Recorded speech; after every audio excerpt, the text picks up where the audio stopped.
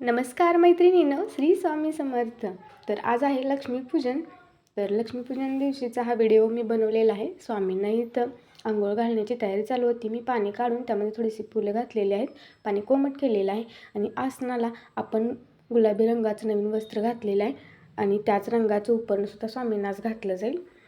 तर इथं आसन रेडी झालेलं आहे आणि हे बघा तुम्ही गुलाबी रंगाचं उपरणं म्हणजे त्याच कलरचा तो सेट सगळा आपल्याला भेटून जातो आणि त्याच्यावरती हा हार आहे, मण्यांची माळ आहे. तर इथं मी स्वामींना काढून ठेवलेला आहे. आता आपण इथं देवारा स्वच्छ पाणी टाकून पुसून घेतलेला होता, त्याच्यावरती आसन ठेवून दिलं आणि आता स्वामींना आंघोळ घालून घ्यावी, स्वामींचा अभिषेक घालावा म्हणून मी इथं पाणी कोमट केलेलं आहे. कोमट पाण्याने अगोदर मी स्वामींना पाणी घालून घेतलं आणि त्याच्यानंतर मी कच्चा दूध वापरलेला आहे अभिषेकसाठी. तर आपण कच्च्या दुधाने स्वामींना अभिषेक घालून घ्यायचा आहे. गरम केलेलं दूध वापरलं जात नाही, कच्च्या दुधाचा अभिषेक स्वामींना केला जातो. तर मध माझ्याकडे शिल्लक नाही, संपलेला आहे. तर कच्च्या दुधाचा अभिषेक झाल्यानंतर त्याच्यावरती थोडीशी आपण साखरसुद्धा घालायची आहे. तर अतिशय साध्या सोप्या पद्धतीमध्ये तुम्ही आपल्या स्वामींना अभिषेक घालू शकता, त्यांची भक्ती करू शकता. संध्याकाळी लक्ष्मीपूजन होईल, बाकीचे सगळी पूजा आपण संध्याकाळी करतो, परंतु सकाळी स्वामींना अभिषेक घातल्यानंतर आपण फराळाचे जे पण काय पदार्थ दिवाळीला गोडधोड बनवलेले आहेत ते आपण महाराजांना दाखवून घेणार आहे. बाकीची पूजा संध्याकाळी होईल म्हणून म्हटलं महाराजांना कच्च्या दुधाने अभिषेक पण घालून घ्यावा. थोडासा वेळ पण शिल्लक होता, तर इथं धूप लावून ठेवलेलं होतं मी. तर साखर आणि दुधाचा अभिषेक झाल्यानंतर आपण महाराजांना धूप दाखवून घ्यायचं आहे आणि याच्यानंतर आपण उरलेली पूजा करून घ्यायची.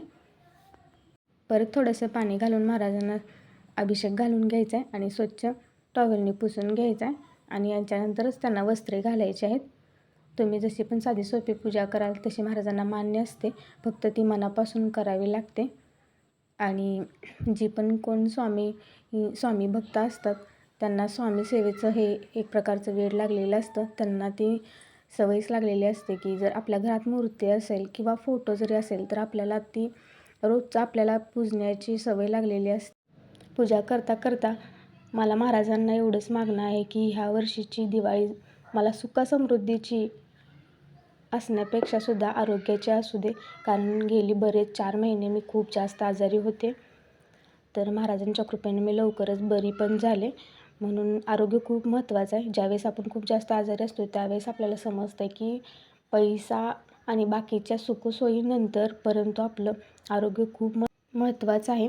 पैशाने आपण सुखसोयी नक्कीच खरेदी करू शकतो, त्याविषयी मला काहीही म्हणायचं नाही. परंतु ज्यावेळेस आपलं शरीर जर ठीक व्यवस्थित नसेल तर आपण त्या पैशाचा लाभ पण नाही घेऊ शकत, त्या पैशाचा आपण उपभोग नाही घेऊ शकत. म्हणून आपली शरीर संपत्ती खूप महत्त्वाची आहे. तर हे थोडंसं अनुभवाच्याच गोष्टी आहेत. मी गेले 4 महिने खूप जास्त आजारी होते, तरी मी महत्त्वाची गोष्ट आणि सांगण्यासारखी गोष्ट हीच आहे की मी स्वामी सेवा अजिबात सोडलेली नाही.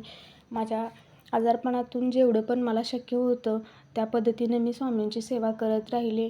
मी त्यांचं नामस्मरण, त्यांचा मुजरा करत राहिले आणि मी स्वामींना रोज सांगत होते मला लवकर बरं करा, किंवा जर मला काही व्याधी आहेत तर ते सहन करण्याची सहनशीलता माझ्यात वाढू द्या, मला तेवढी ताकद द्या, बळ द्या.